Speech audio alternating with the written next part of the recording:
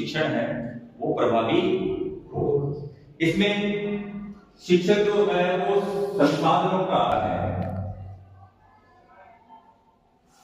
संसाधन जो उसके पास में होते हैं, जैसे शिक्षण सहायक सामग्री है। तो शिक्षण कार्य करते समय जब एक शिक्षक अपनी विषय वस्तु को सुव्यवस्थित, उसका एक प्रारूप होता है। एक तो ये क्या होगी, व्यवस्थित होगी, संगठित होगी,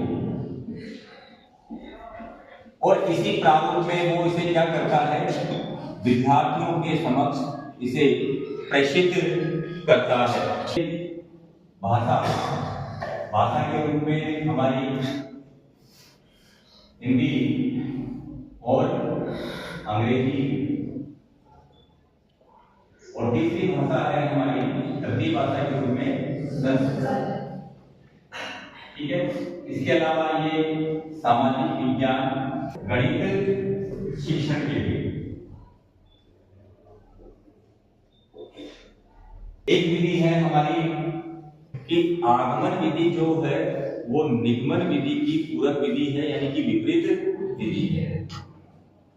आगमन विधि का अगर हम कहें कि इसके जनक कौन है, तो इसके जनक जो है अरस्तु है।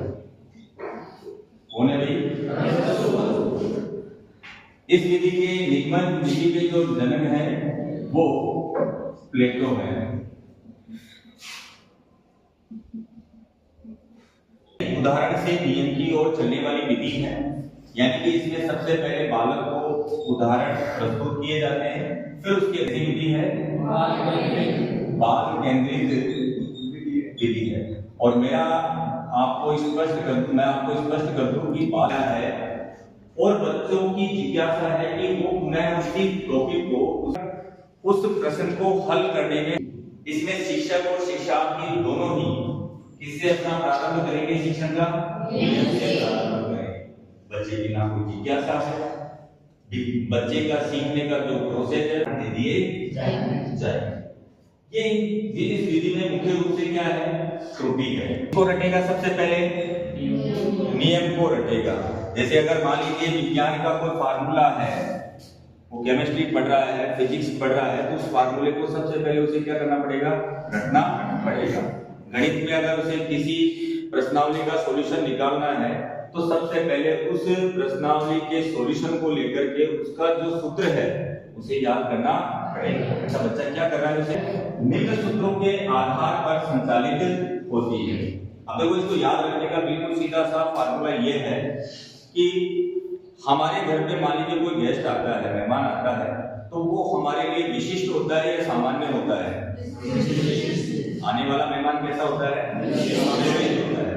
तो देखो, आगमन विधि कौन सी है हमारे पास? आगमन विधि है।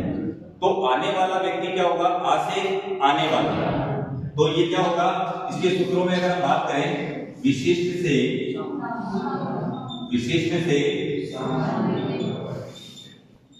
सामान्य, ज्ञात से अज्ञात की ओर,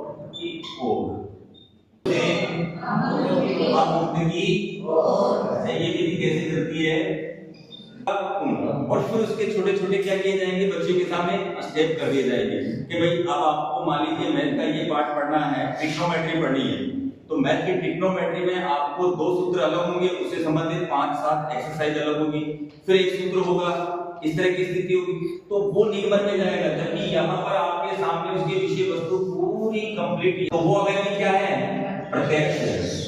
तो प्रत्यक्ष से है, प्रत्यक्ष की, स्थूल से सूक्ष्म की और इसके अलावा ये प्रारंभिक जो कक्षाएं होती हैं, यानी कि 17वीं शताब्दी में इसका उपयोग किया है। बस आगे अगर आप याद रखो तो ठीक है, नहीं तो कोई दिक्कत नहीं है। आने वाला हमारे लिए क्या है, आने वाला हमारे लिए क्या है, और आने वाला हमारे लिए क्या है, बस। इस विधि को ज्यादा आपको सीखने की जरूरत भी नहीं है। अगर आपको ये विधि अगर समझ में आ गई है, तो इस विधि का आप विपरीत करेंगे, अपोजिट ये विधि कैसी है? विपरीत है, क्योंकि जो फार्मूला है वो हमारे लिए कैसा है? अज्ञात है।